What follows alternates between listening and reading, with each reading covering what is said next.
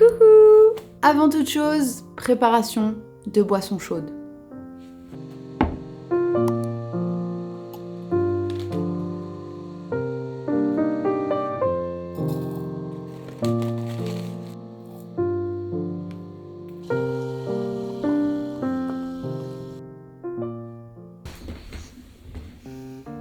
C'est bon, j'ai monté mon carnet.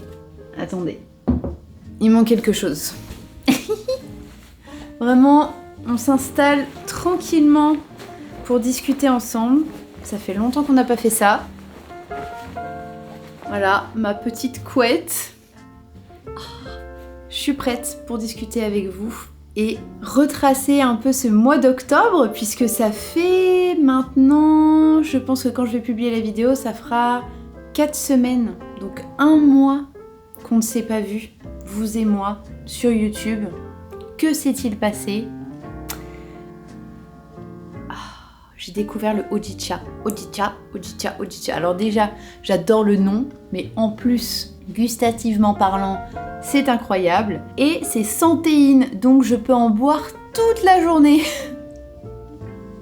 Ce mois-ci, ce qui a été incroyable, c'est que j'ai fait 2 rencontres dans la vraie vie de personnes que je suis depuis longtemps sur internet, dont j'adore le travail. J'étais super contente de rencontrer Lao. Donc Lao, elle est photographe argentique, donc il fallait absolument qu'on se rencontre. Elle habite en Normandie, mais elle vient de temps en temps à Paris. Et là, c'était pour une occasion particulière, car elle exposait à Paris dans une galerie avec Nicolas Lecomte. Et Lao m'a proposé de venir à son exposition et c'était l'occasion parfaite pour se rencontrer. Lao, si tu passes par là, merci de m'avoir invité à ton expo et d'avoir pris contact avec moi, vraiment, c'était trop bien.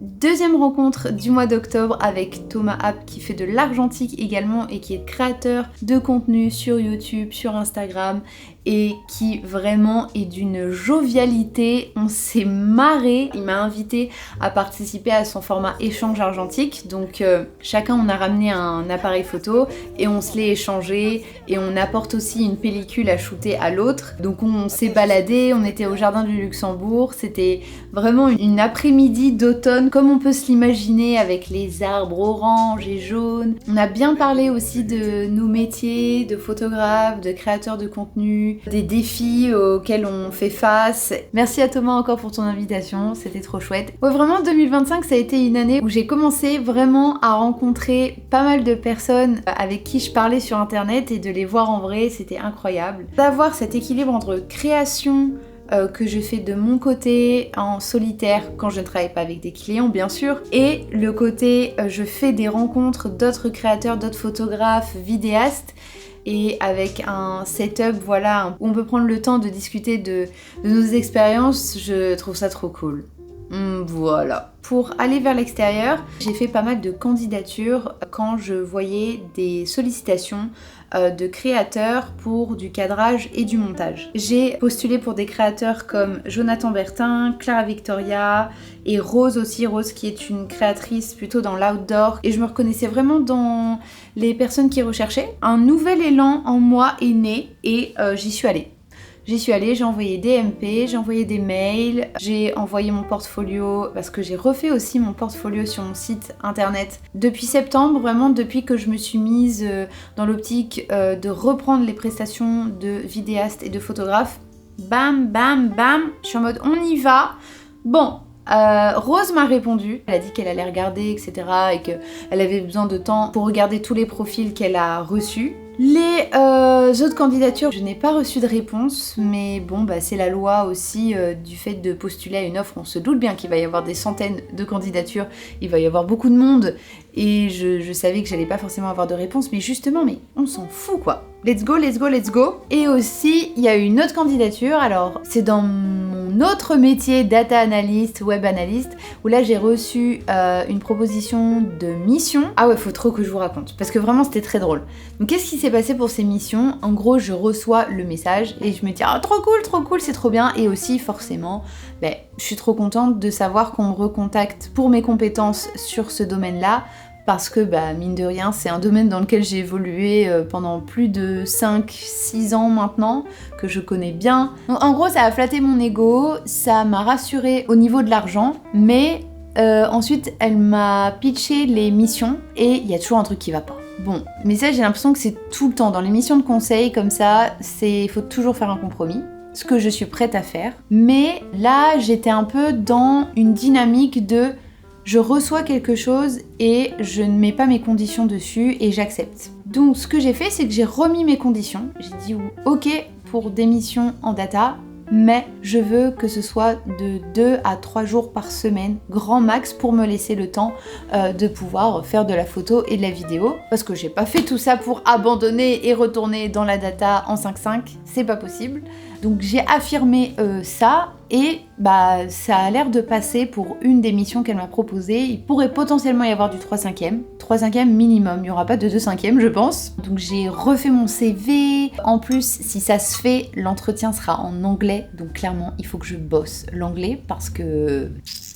Non mais en gros faut que je me remette mon cerveau en mode anglais. Donc voilà, là c'était vraiment la thématique, on va vers l'extérieur, on sort et finalement moins de temps aussi pour filmer des vidéos, pour monter des vidéos. Voilà, je vous avoue que je vous ai un peu délaissé puisque j'étais occupée dehors à rencontrer du monde, à candidater, à imposer mes conditions.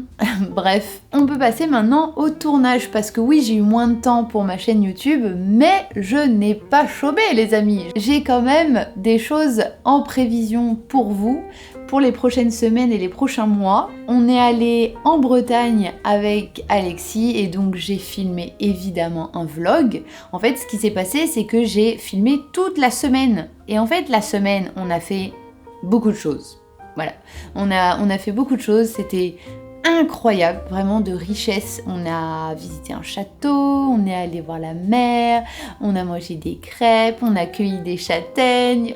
J'ai trop hâte de vous sortir le vlog en mode automne au bord de la mer, c'était trop cool. Et on a aussi fait des shootings, on a fait un shooting en mode Dark Academia, années 50, 60... shooting automnal, donc on a tourné une toute petite vidéo d'ambiance et on a fait des photos. Et aussi, on a fait un mini-film d'Halloween. Alors là, c'était pas une mince affaire, on a dû apporter toutes nos tenues, les éclairages, moi j'ai dû prendre la bougie, on s'est donné à fond. Attendez, je bois un peu, sinon ça va refroidir cette histoire. Et donc ce mini-film, on l'a totalement improvisé sur le coup. Ça nous a pris quoi, je pense, 3 heures en cumulé. 3 heures pour un réel de même pas 1 minute. Vous vous rendez compte le temps que ça prend? C'est incroyable. Et en plus, on n'avait même pas scripté ni écrit le scénario, rien du tout. Hein. Vraiment, on a lâché prise totale. Donc le mini-film est sur mon compte Instagram si vous voulez aller le voir. On s'est bien marré. Je pense que je vais faire un making-of, soit en réel, soit en vidéo YouTube, pour montrer un peu les dessous de ce type de projet créatif.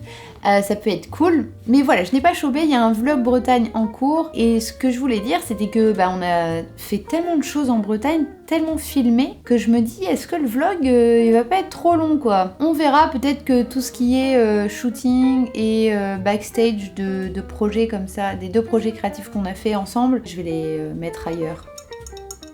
Bref, je voulais quand même vous faire un petit update de mes lectures, de mon fameux challenge d'automne, le Pumpkin Autumn Challenge, et des petits loisirs que j'ai découverts pendant ce mois d'octobre. Est-ce que ça vous dit? Si ça vous dit, bon de toute manière ça va... Oui, ça vous dit? J'aimerais bien parfois que vous puissiez me répondre, hein, j'avoue, ça serait trop cool. Vous voulez un petit update lecture? Oui? Non? Lancez tomate. Je vais chercher mes bouquins et je vous parle de ça. Ok, je vous ai ramené mes lectures, mais j'ai l'impression qu'il m'en manque. J'ai l'impression que j'oublie des trucs que j'ai lus en octobre.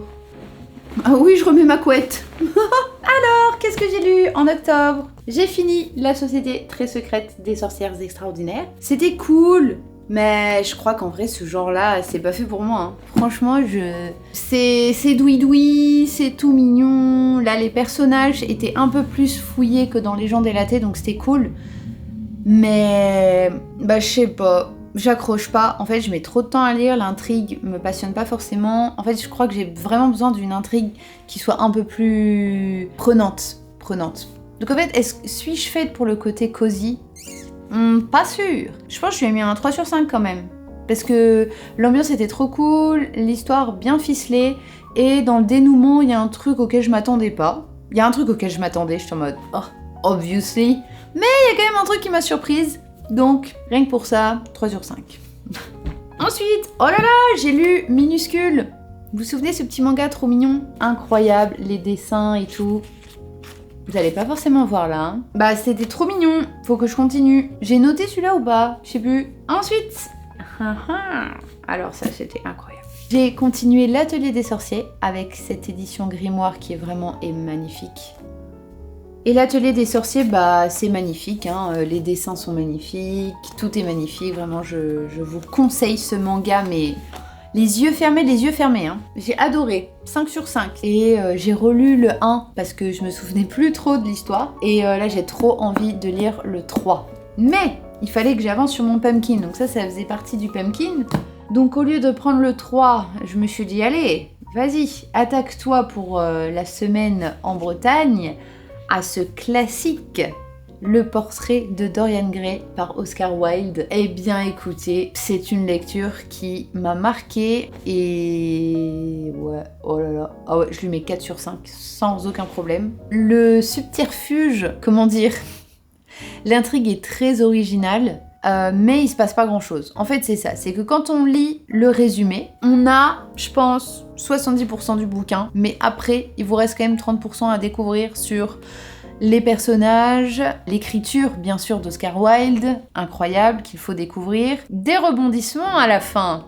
Oui, des rebondissements. C'est une ambiance parfaite pour l'automne. Je l'ai pas annoté, mais qu'est-ce que j'avais envie de surligner des phrases. Donc ouais, trop stylé. Oscar Wilde, trop stylé Portrait de Dorian Gray, je conseille. Et je vais finir mon update lecture avec The Witcher. Je suis presque à la fin, quoique hier j'ai avancé sur ma liseuse. Ouais, j'en suis là. Comme c'est des nouvelles, en fait c'est plein de petites intrigues, donc c'est vrai que c'est pas le livre qui me motive le plus à revenir dessus parce que bah... il y a tout le temps une nouvelle histoire. Mais c'est vrai que la dernière nouvelle là, celle-là je l'ai vraiment préférée. Une question de prix. Une question de prix, je l'ai vraiment adorée. Franchement, elle était trop cool. Elle était trop stylée. J'ai pas mal lu hein, pour un mois. Et côté loisirs, alors vous savez que cet été j'ai commencé l'aquabike. Et bien j'ai continué l'aquabike. Je me suis dit ok ça coûte cher, ok j'ai pas le budget. Mais au bout d'un moment faut que je trouve le budget pour ça. Le sport c'est incroyable pour la santé mentale et pour évacuer, n'est-ce pas, beaucoup de choses du quotidien. Donc j'ai continué l'aquabike. Trop cool, trop stylé de sortir de chez moi pour aller faire du sport.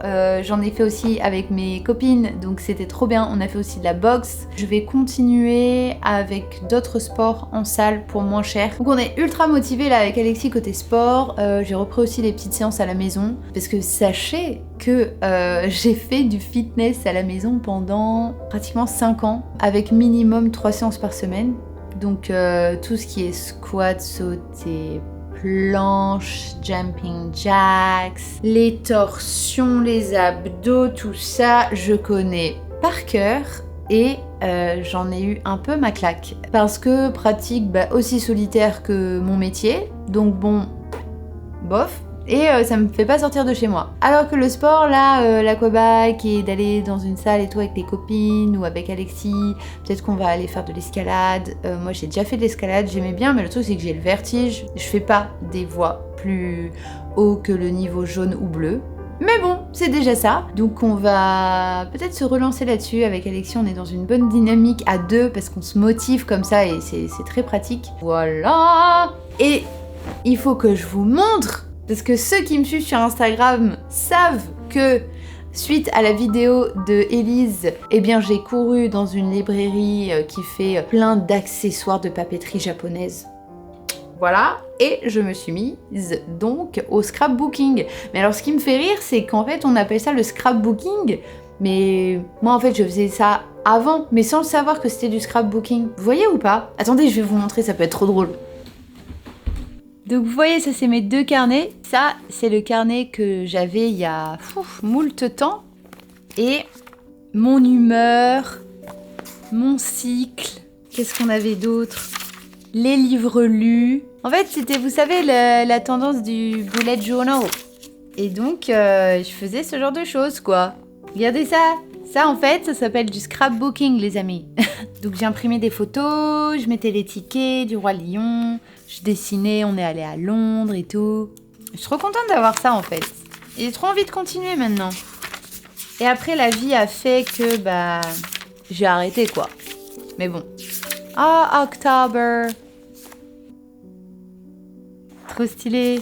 D'ailleurs, je vous parlais du sport, mais regardez, je notais toutes les séances. Le nombre de minutes par séance. Tout était noté, archivé. Regardez. Regardez-moi ça. J'en ai fait des séances, hein. J'avais oublié. Là aussi. Oh là là là là, mais c'est fou ça. Je faisais tous les programmes de Sissi. J'ai pratiquement fait toutes les séances. Ça, c'était en 2021. Regardez le nombre de programmes que j'ai fait. Ah, écoutez, la vie est passée par là. Bien, bien, bien. Regardez, sémi-neige. En master, on est allé à la neige une semaine avec les filles. Et du coup, j'ai imprimé les photos et je dessinais. Ah oui, c'est là que je voulais vous montrer. J'adore. C'est une des pages dont je suis le plus fière. Bref, ça, c'était avant, le passé. Aujourd'hui, j'ai ce carnet que vous connaissez. Et donc, je vais vous montrer ma page. Regardez, je fais sécher des feuilles de Bretagne. J'ai trop hâte de faire ma page de Bretagne. Ma première page de scrapbooking.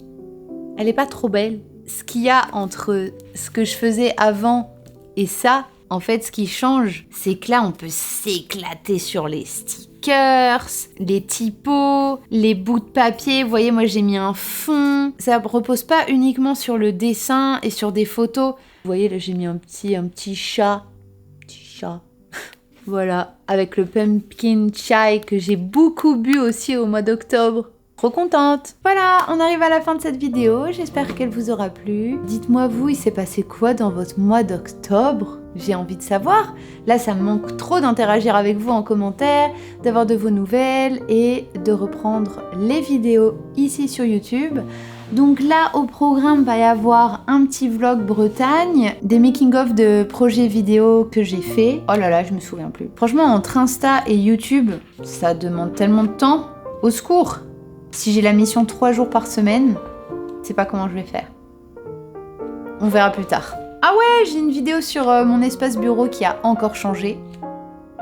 Oui. Ah, je peux peut-être vous montrer en vrai. Regardez, pour ce mois-ci, en fait, j'ai essayé de vraiment écrire toutes les vidéos que j'ai envie de faire, que ce soit sur Insta ou YouTube. Et donc là, je me suis mis 8 réels pour novembre et 1, 2, 3, 4, 5 vidéos YouTube. Bon, on verra. En tout cas, je vous dis à très bientôt et je vous fais de gros bisous.